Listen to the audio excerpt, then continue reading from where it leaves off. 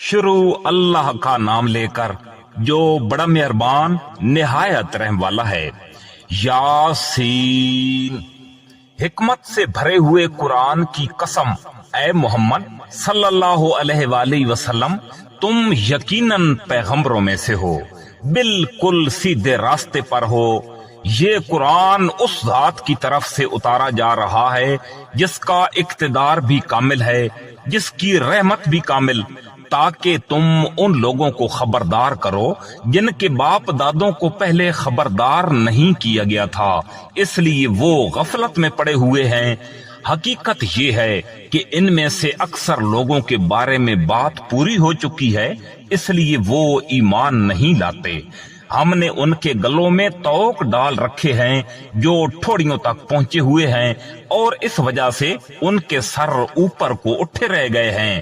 اور ہم نے ایک آڑ ان کے آگے کھڑی کر دی ہے اور ایک آڑ ان کے پیچھے کھڑی کر دی ہے، اور اس طرح انہیں ہر طرف سے ڈھانک لیا ہے، جس کے نتیجے میں انہیں کچھ سجائی نہیں دیتا،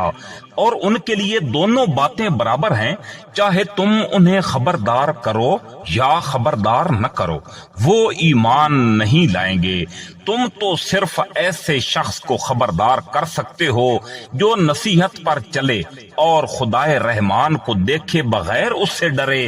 چنانچہ ایسے شخص کو تم مغفرت اور باعزت اجر کی خوشخبری سنا دو۔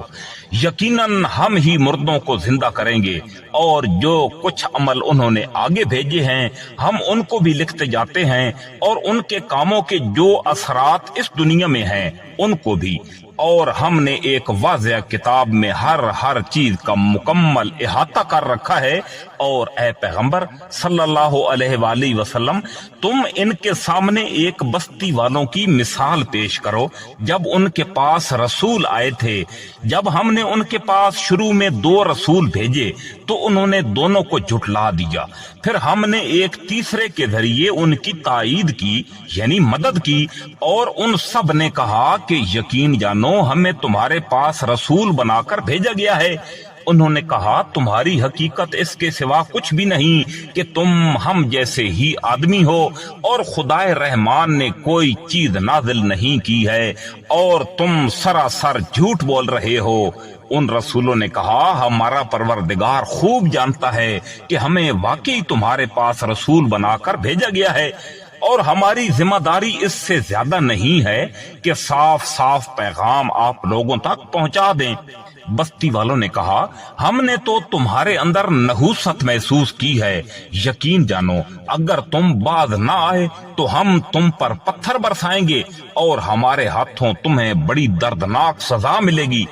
رسولوں نے کہا تمہاری نحوست خود تمہارے ساتھ لگی ہوئی ہے، کیا یہ باتیں اس لیے کر رہے ہو کہ تمہیں نصیحت کی بات پہنچائی گئی ہے؟ اصل بات یہ ہے کہ تم خود حد سے گزرے ہوئے لوگ ہو۔ اور شہر کے پرلے علاقے سے ایک شخص دوڑتا ہوا آیا، اس نے کہا اے میری قوم کے لوگوں، ان رسولوں کا کہنا مان لو، ان لوگوں کا کہنا مان لو جو تم سے کوئی اجرت نہیں مانگ رہے، اور وہ صحیح راستے پر ہیں، اور بھلا میں اس ذات کی عبادت کیوں نہ کروں جس نے مجھے پیدا کیا، اور اسی کی طرف تم سب کو واپس بھیجا جائے گا۔ بھلا کیا اس ذات کو چھوڑ کر میں ایسوں کو معبود مانوں کہ اگر خدائے رحمان مجھے کوئی نقصان پہنچانے کا ارادہ کر لے تو ان کی سفارش میرے کسی کام نہ آئے، اور نہ وہ مجھے چھڑا سکیں؟ اگر میں ایسا کروں گا تو یقیناً میں کھلی گمراہی میں مبتلا ہو جاؤں گا۔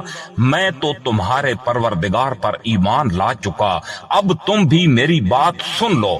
آخرکار بستی والوں نے اس کو قتل کر دیا، اور اللہ تعالی کی طرف سے اس شخص کو کہا گیا کہ جنت کے اندر داخل ہو جاؤ۔ اس نے جنت کی نعمتیں دیکھ کر کہا کہ کاش میری قوم کو بھی معلوم ہو جائے کہ اللہ نے کس طرح میری بخشش کی ہے اور مجھے باعزت لوگوں میں شامل کیا ہے۔ اور اس شخص کے بعد ہم نے اس کی قوم پر آسمان سے کوئی لشکر نہیں اتارا اور نہ ہمیں اتارنے کی ضرورت تھی، وہ تو بس ایک چنگھاڑ تھی جس سے وہ سب کے سب ایک دم بجھ کر رہ گئے۔ افسوس ہے ایسے بندوں کے حال پر، ان کے پاس کوئی رسول ایسا نہیں آیا جس کا وہ مذاق نہ اڑا رہے ہوں۔ کیا انہوں نے نہیں دیکھا کہ ان سے پہلے ہم کتنی قوموں کو اس طرح ہلاک کر چکے ہیں کہ وہ ان کے پاس لوٹ کر نہیں آتے، اور یہ جتنے لوگ ہیں ان سبھی کو اکٹھا کر کے ہمارے سامنے حاضر کیا جائے گا،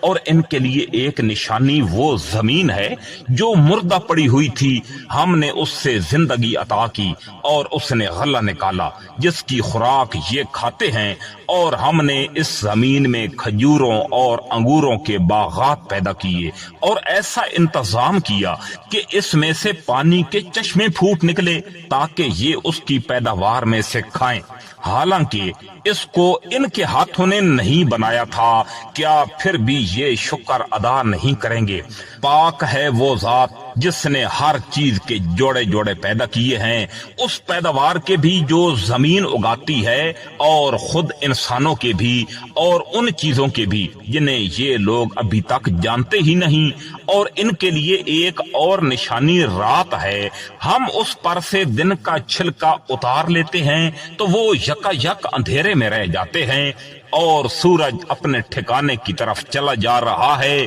یہ سب اس ذات کا مقرر کیا ہوا نظام ہے جس کا اقتدار بھی کامل ہے، جس کا علم بھی کامل ہے، اور چاند ہے کہ ہم نے اس کی منزلیں ناپ تول کر مقرر کر دی ہیں، یہاں تک کہ جب وہ ان منزلوں کے دورے سے لوٹ کر آتا ہے تو کھجور کی پرانی ٹہنی کی طرح پتلا ہو کر رہ جاتا ہے، نہ تو سورج کی یہ مجال ہے کہ وہ چاند کو جا پکڑے، اور نہ رات دن سے آگے نکل سکتی ہے، یہ سب کے سب اپنے اپنے مدار میں تیر رہے ہیں، اور ان کے لیے ایک اور نشانی یہ ہے کہ ہم نے ان کی اولاد کو بھری ہوئی کشتی میں سوار کیا، اور ہم نے ان کے لیے اسی جیسی اور چیزیں بھی پیدا کی جن پر یہ سواری کرتے ہیں، اور اگر ہم چاہیں تو انہیں غرق کر ڈالیں، جس کے بعد نہ کوئی ان کی فریاد کو پہنچے اور نہ ان کی جان بچائی جا سکے، لیکن یہ سب کچھ ہماری طرف سے ایک رحمت ہے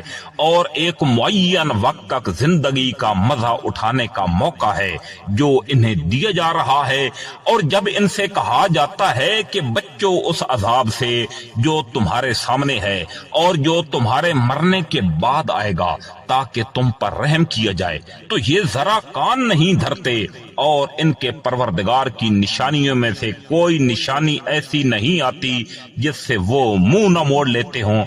اور جب ان سے کہا جاتا ہے کہ اللہ نے تمہیں جو رزق عطا کیا ہے اس میں سے غریبوں پر بھی خرچ کرو، تو یہ کافر لوگ مسلمانوں سے کہتے ہیں کہ کیا ہم ان لوگوں کو کھانا کھلائیں جنہیں اگر اللہ چاہتا تو خود کھلا دیتا۔ مسلمانوں، تمہاری حقیقت اس کے سوا کچھ بھی نہیں کہ تم کھلی گمراہی میں پڑے ہوئے ہو، اور کہتے ہیں کہ یہ قیامت کا وعدہ کب پورا ہوگا۔ مسلمانوں، بتاؤ اگر تم سچے ہو، در حقیقت یہ لوگ بس ایک چنگھاڑ کا انتظار کر رہے ہیں جو ان کی حجت بازی کے عین درمیان انہیں آ پکڑے گی، پھر نہ یہ کوئی وصیت کر سکیں گے اور نہ اپنے گھر والوں کے پاس لوٹ کر جا سکیں گے، اور سور پھونکا جائے گا تو یکا یک یہ اپنی قبروں سے نکل کر اپنے پروردگار کی طرف تیزی کے ساتھ روانہ ہو جائیں گے، کہیں گے کہ ہائے ہماری کمبختی، ہمیں کس نے ہمارے مرکز سے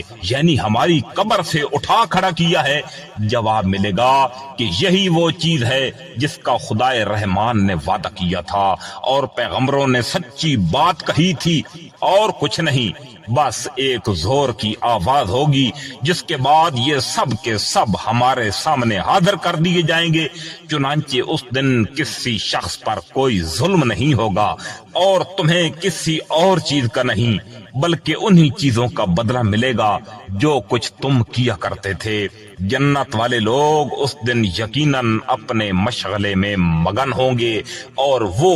اور ان کی بیویاں گھنے سایوں میں آرام دہ نشستوں پر ٹیک لگائے ہوئے ہوں گے، وہاں ان کے لیے میوے ہوں گے اور انہیں ہر وہ چیز ملے گی جس کی وہ تمنا کریں گے۔ رحمت والے پروردگار کی طرف سے انہیں سلام کہا جائے گا، اور کافروں سے کہا جائے گا کہ اے مجرمو، آج تم مومنوں سے الگ ہو جاؤ۔ اے آدم کے بیٹو، کیا میں نے تمہیں یہ تاکید نہیں کی تھی کہ تم شیطان کی عبادت نہ کرنا، وہ تمہارا کھلا دشمن ہے، اور یہ کہ تم صرف میری عبادت کرنا، یہی سیدھا راستہ ہے۔ اور حقیقت یہ ہے کہ شیطان نے تم میں سے ایک بڑی خلقت کو گمراہ کر ڈالا، کیا تم سمجھتے نہیں تھے؟ یہ ہے وہ جہنم جس سے تمہیں ڈرایا جاتا تھا، آج اس میں داخل ہو جاؤ، کیونکہ تم کفر کیا کرتے تھے۔ آج کے دن ہم ان کے منہ پر مہر لگا دیں گے، اور ان کے ہاتھ ہم سے باتیں کریں گے، اور ان کے پاؤں گواہی دیں گے کہ وہ کیا کمائی کیا کرتے تھے۔ اور اگر ہم چاہیں تو یہیں دنیا میں ان کی آنکھیں ملیا میٹ کر دیں، پھر یہ راستے کی تلاش میں بھاگے پھریں، لیکن انہیں کہاں کچھ سجھائی دے گا۔ اور اگر ہم چاہیں تو ان کی اپنی جگہ پر بیٹھے بیٹھے ان کی صورتیں اس طرح مسخ کر دیں کہ یہ نہ آگے بڑھ سکیں اور نہ پیچھے لوٹ سکیں۔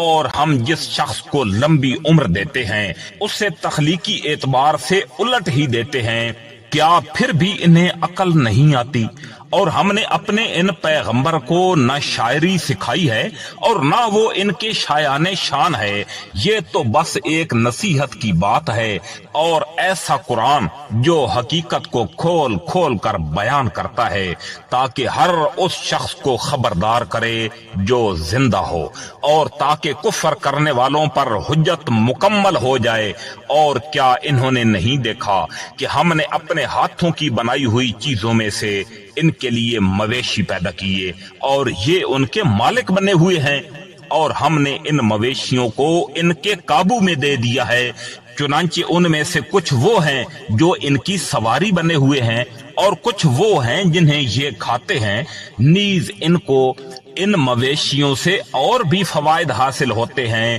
اور پینے کی چیزیں ملتی ہیں، کیا پھر بھی یہ شکر ادا نہیں کریں گے؟ اور انہوں نے اللہ کو چھوڑ کر اس امید پر دوسرے خدا بنا رکھے ہیں کہ انہیں ان سے مدد ملے، حالانکہ ان میں یہ طاقت ہی نہیں ہے کہ ان کی مدد کر سکیں، بلکہ وہ ان کے لیے ایک ایسا مخالف لشکر بنیں گے جس سے قیامت کے دن ان کے سامنے حاضر کر لیا جائے گا۔ غرض اے پیغمبر، ان کی باتیں تمہیں رنجیدہ نہ کریں، یقین جانو ہم میں سب کچھ معلوم ہے کہ یہ کیا کچھ چھپاتے ہیں اور کیا کچھ ظاہر کرتے ہیں۔ اور کیا انسان نے یہ نہیں دیکھا کہ ہم نے اسے نطفے سے پیدا کیا تھا، پھر اچانک وہ کھلم کھلا جھگڑا کرنے والا بن بیٹھا؟ ہمارے بارے میں تو وہ باتیں بناتا ہے اور خود اپنی پیدائش کو بھلا بیٹھا ہے، کہتا ہے کہ ان ہڈیوں کو کون زندگی دے گا جبکہ وہ مکمل طور پر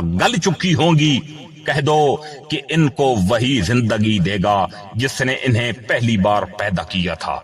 اور وہ پیدا کرنے کا ہر کام بخوبی جانتا ہے۔ وہی ہے جس نے تمہارے لیے سرسبز درخت سے آگ پیدا کر دی ہے، پھر تم ذرا سی دیر میں اس سے سلگانے کا کام لیتے ہو۔ بھلا جس ذات نے آسمانوں اور زمین کو پیدا کیا ہے، کیا وہ اس بات پر قادر نہیں ہے کہ ان جیسوں کو دوبارہ پیدا کر سکے؟ کیوں نہیں، جبکہ وہ سب کچھ پیدا کرنے کی مکمل مہارت رکھتا ہے۔ اس کا معاملہ تو یہ ہے کہ جب وہ کسی چیز کا ارادہ کر لے تو صرف اتنا کہتا ہے کہ ہو جا،